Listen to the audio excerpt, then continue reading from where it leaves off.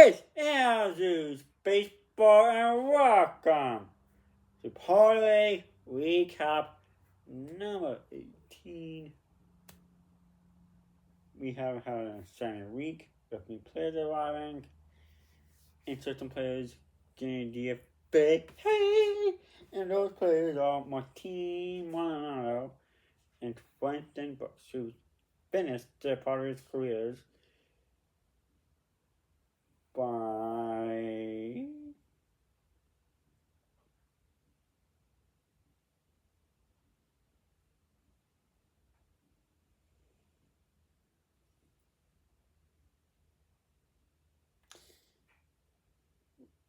well, I can't.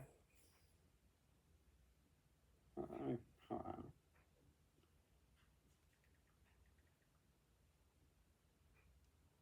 on. Finished with Martin finished his Padres career with a 196 batting with 4 home run, 12 runs. He might have gotten it up the last few days of probably like, who the fuck is. And then Quentin Brooks, 146 batting average, 1 home run, 2 runs. So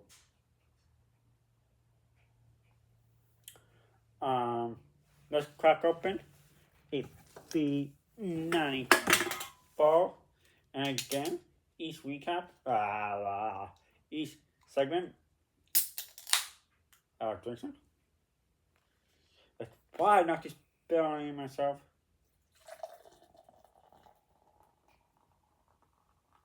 Just a little bit, but I just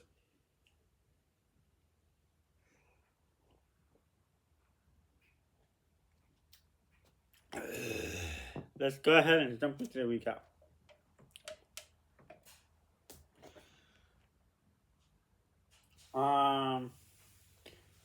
So the first series we played was against the New York Mets,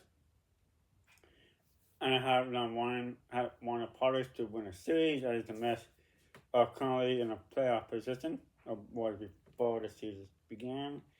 So let's see how we did. Game 1, Padres 7, Mets 6. Game 2, Padres 7, Mets 1. Game 3, Padres 5, Mets 0.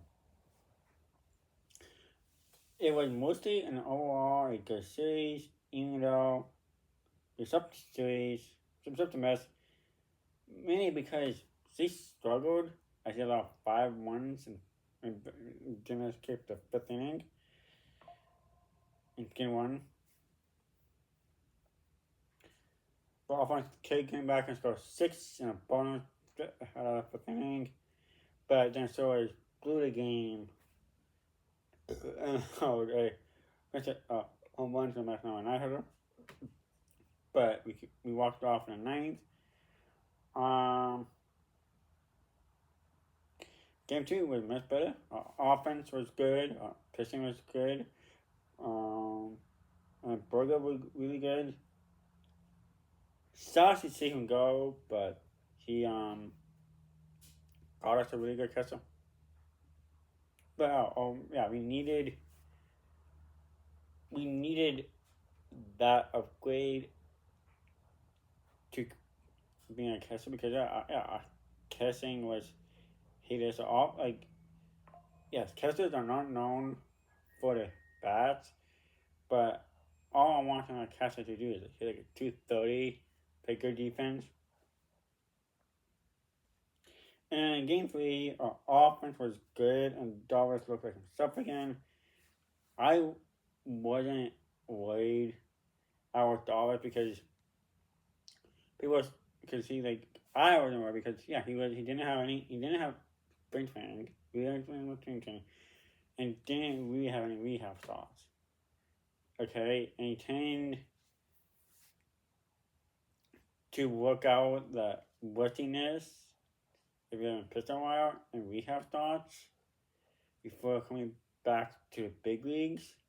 So that's what I was kind of thinking, like, okay, yes, I consider those stops as rehab starts. And so next we played the Cardinals and had one in the series again. Let's see how I did. Let's take a sip of beer.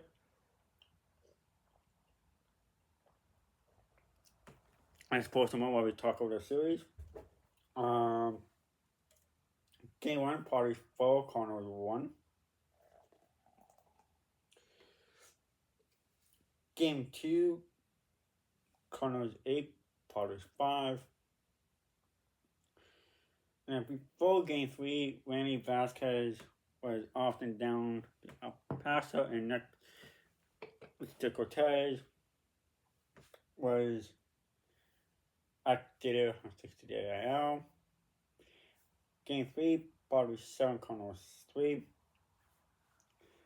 Another good series as we won the series in the season series, but there were some positives and negatives in the series, in my opinion. Game 1, our offense was amazing, and Favela was once again amazing. But in Game 2, our offense, we got to see our new offense. This is game 1, only Loriano played, but in Game 2, we started for the new offense. And boy, did they deliver.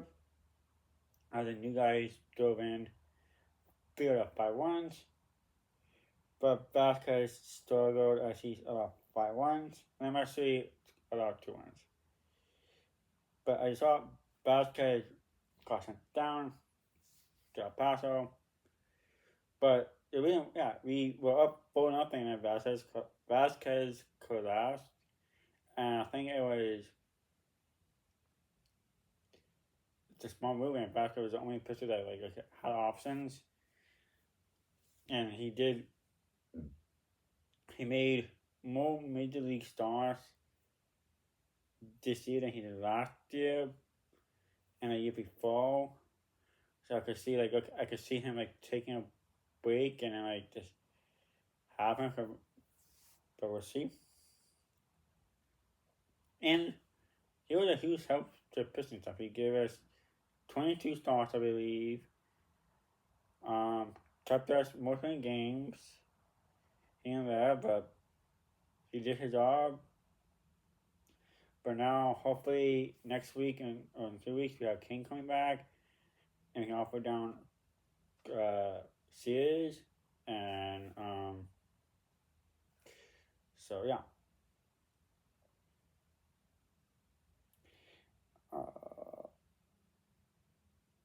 In Game 3, our offense was once again amazing.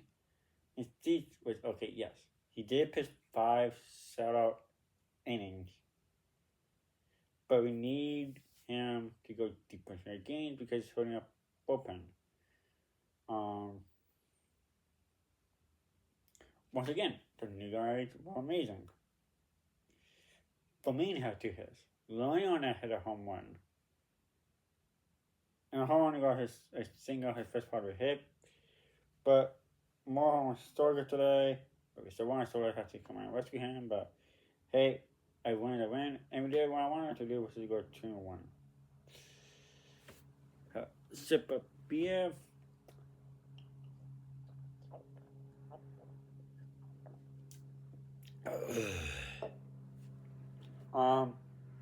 So we went 5-1. It was amazing.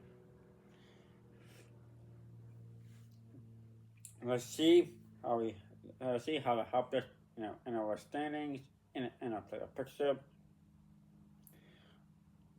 But before that, I want to point out that if we score 4 or more runs, we are 44-14. That's a 758 winning percentage. And we score 0 to 3 runs, we are 18-36, and that's a 3.33 winning percentage. Or 333 winning percentage, which is not good, but it shows that yes. Sometimes we score 4 more runs, and sometimes, pitching staff have bad days like you did yesterday, and countless other times. Pitching staff has bad days, but we give them a magic 4 number, we tend to be good.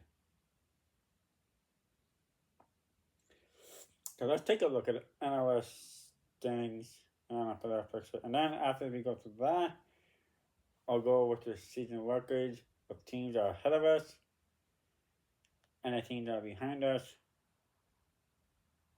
Down the West, Dodgers lead the division with a 65-47 record. Padres on second place with a 62-50 record, 3 games back. Giants on third place with a 56-56 record, 9 games back.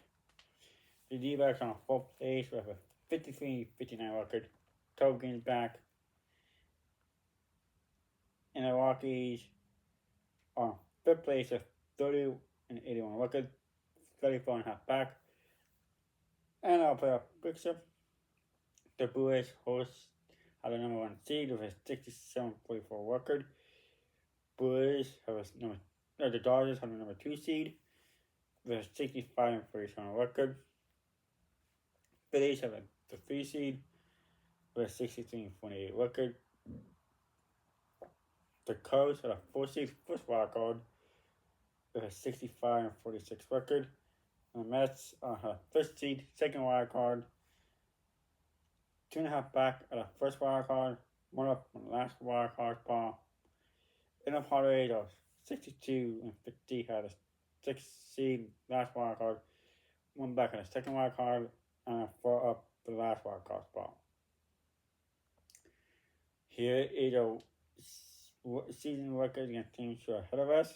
And the picture, we are currently down to the Dodgers in a 2-5, but we have, I believe, 6 more games to go against the Dodgers. So we probably won't win the season series because we will have to go 6-0 to get to finish 8-5. Or have to go 5-1 to go 7-6. We'll see, but Cubs, we tied the season series 23. So if we are tied with the Cubs for most of the wild card spot, it will be based on other factors. And the Dodgers, if we do have tied, it has to go. I don't know what the next tie-breaking record is or tie-breaking scenario, but the Brewers were coming ahead 2-1. 3 games left against the Brewers. Oh, and by the way, we finished the Cubs series, so we'll go to the immediate next scenario. Mets, we were 3-0. I believe we have 3 games against the Mets next. And the Phillies were done with the season series, but finished fan free again. It's going to go down to the next tiebreaker, which I can look it up and have for you in the next recap. And we are down in season series to the Reds 1-2. But we have 3 games left, but we also put up against the Reds. And they are the really only contenders that are behind us, instead of 4 games out. I think the next contenders are like 6 games back. So they'll have to jump the Reds. And also really jump the Padres, which if we keep winning series will be fine. But of course, I'll keep things updated as we get things closer. Let's take a look at this week's teams. We talked to Arizona for 3 against the D-backs. I we should sweep them. I still start the record. Then come home, back home, but 3 against the Red Sox, and still win the series. So, let's take a look at the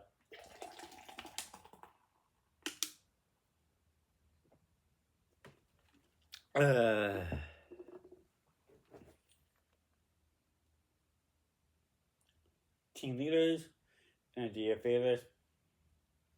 Pitching leaders: wins, Pavetta, lead the team with 11. Morehouse is 8th for second place on the team. And Adams 3rd with 6. And minimum 3 starts, 3 appearances for ERA. Adam Morhone are top of the team lead with a 1.86 ERA. Morhone second with 2.17. And third is Starter with 2.66 Ks. Cease lead the team with 162. Pavetta the second with 136. And the Kings still somehow is still third on the team with 134.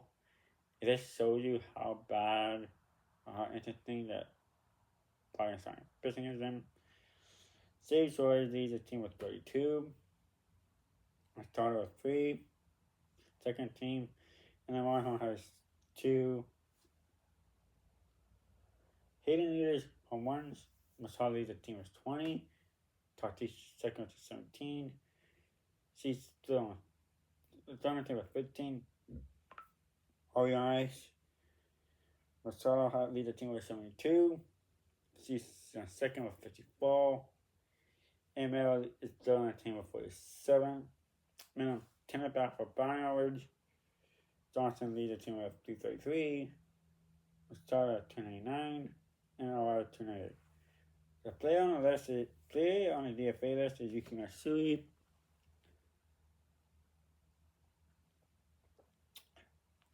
I doubt we DFA him. I hear all the good amount of money. We had a 5.09 ERA. And we struggled.